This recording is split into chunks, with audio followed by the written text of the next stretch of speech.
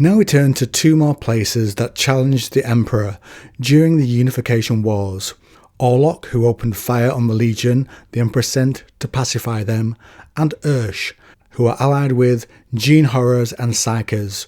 They are a strong and startling example of what the Emperor was trying to stamp out when he was uniting terror. Let's begin. Orlock was a city-state of old Earth, buried in a hollowed-out mountain in ancient Terra's ice-bound south. It stood throughout the darkness of old night, weathering the storms of strife for thousands of years. Hundreds of thousands lived and died in its geothermally heated caverns, sweating in workshops and skimming algae lakes for food. All of them knew that their role, that they alone were the chosen of ancient Terra's blighted children, and that they alone would outlast the anarchy that had broken so much else. This certainty came from their faith in a protection more than any fortress walls, the favour of the spirits of life and death.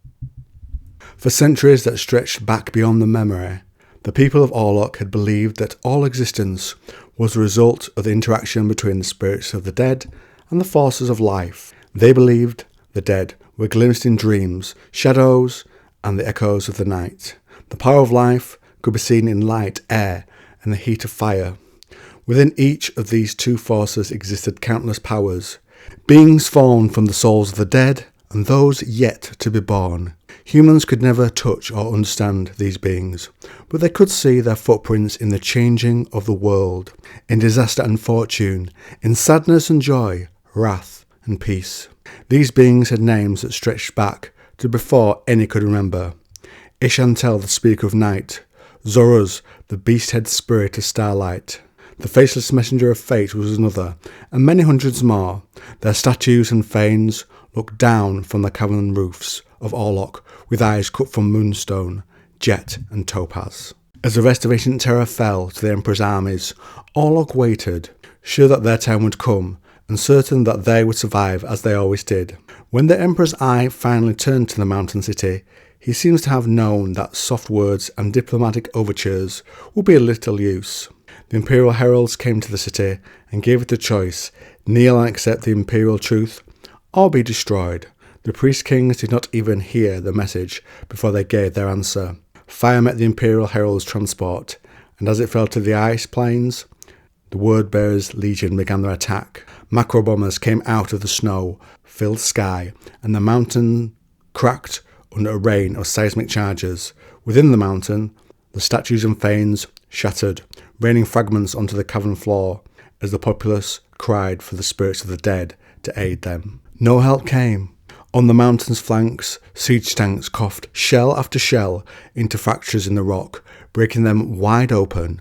Ice and snow swirled into the cavern city, and winds filled with the smell of shattered stone and chemical fire. Behind the wind came the great armoured warriors, advancing in a relentless drum roll of gunfire and the hiss of flame. Any who stood before them died. Any who begged for mercy were released to oblivion's peace.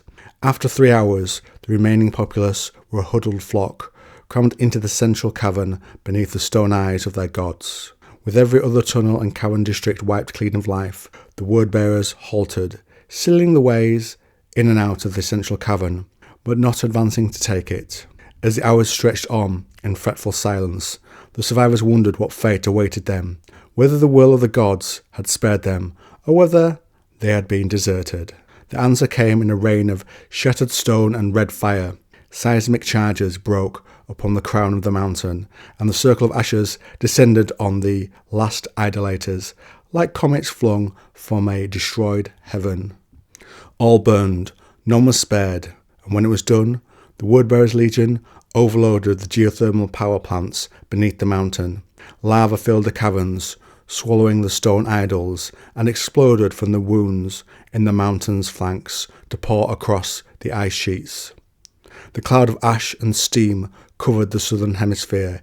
Even in the far north, black rain fell from the smoke-stained sky, and so fell Orlock, and the message of its death carried across ancient Terra and beyond. Faith in false gods will bring only ruin and ashes. What we know of Ursh comes from chronicles that are read during the Horus Heresy. Let's read through and read along with it and get a sense of what this place was like. The chronicles were as raw and brutal as Cinderman had promised. Long-forgotten cities were routinely sacked, or burned, or simply evaporated in nuclear storms. Seas were regularly stained with blood, skies with ash, and landscapes were often carpeted with the bleached and numberless bones of the conquered. When armies marched, they marched 1 billion strong, the ragged banners of 1,000,000 standards swaying above their heads in the atomic winds. The battles were stupendous maelstroms of blades and spiked black helms and baying horns, lit by the fires of cannons and burners. Page after page celebrated the cruel practices and equally cruel character of the despot Callaghan. He, the point of view person reading this Locan, quickly became absorbed by a sequence detailing Shankarl's campaigns against the Nordofric conclaves. Shankar had assembled a significant horde of irregular levies from the southern client states of Ursh and used them to support his main armed strengths, including the infamous Tuple of Lancers and the Red Engines during the invasion. The Nordofric technogogues had preserved a great deal more high technology for the good of their conclaves than Ursh possessed, and sheer envy more than anything motivated the war. Callaghan was hungry for the fine instruments and mechanisms the conclaves owned. 8 epic battles marked Shankarl's advance into the Nordofric zones, the greatest of them being Zoza. Over a period of 9 days and nights, the war machines of the Red Engines blasted their way across the cultivated agroponic pastures and reduced them back to the desert from which they had originally been irrigated and nurtured. They cut through the laser-thorn hedges and the jewelled walls of the outer conclave and unleashed dirty atomics into the ruling heart of the ruling zone. Before the Lancers led a tidal wave of screaming berserkers through the breach into the earthly paradise of the gardens at Zoza, the last fragment of Eden on a corrupted planet. At the heart of the ruling zone, a 9th minor battle had marked the conquest, almost as an afterthought.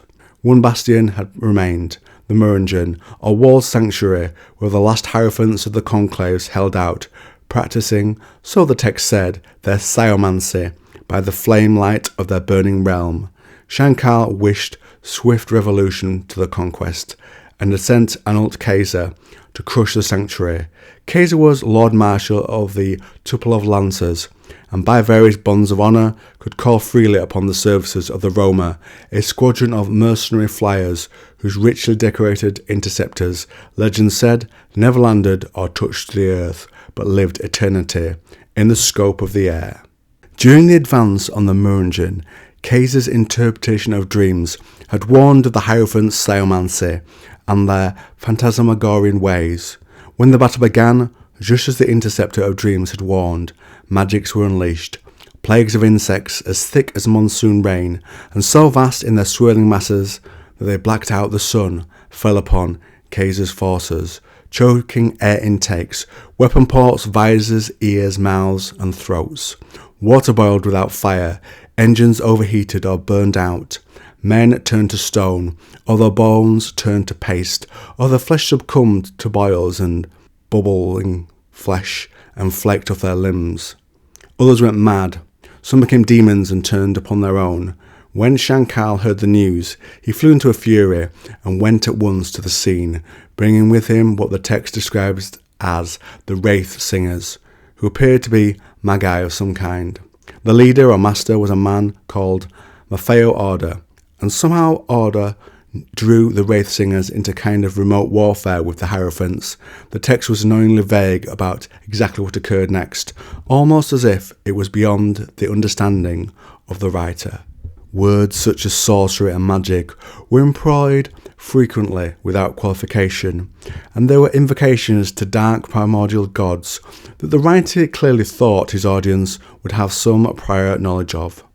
The earth trembled as if afraid, the sky tore like silk. Many in the Urshite force heard the voices of the dead whispering to them. Men caught fire and walked around, bathed in lambent flames that did not consume them, they merely pleaded for help. The remote war between the Wraith Singers and the Hierophants lasted for 6 days, and when it ended, the ancient desert was thick with snow, and the skies had turned blood red. The air formations of the Roma had been forced to flee, lest their craft be torn from the heavens by screaming angels and dashed upon the ground. At the end of it, all the Wraith Singers were dead, except Order himself. The Moonjun was a smoking hole in the ground, its stone walls so hideously melted by heat that they had become slips of glass, and the Hierophants were extinct. Let me know your thoughts on this part of the Unification Wars with a comment below, and if you like this 40k video I did, why not try this one?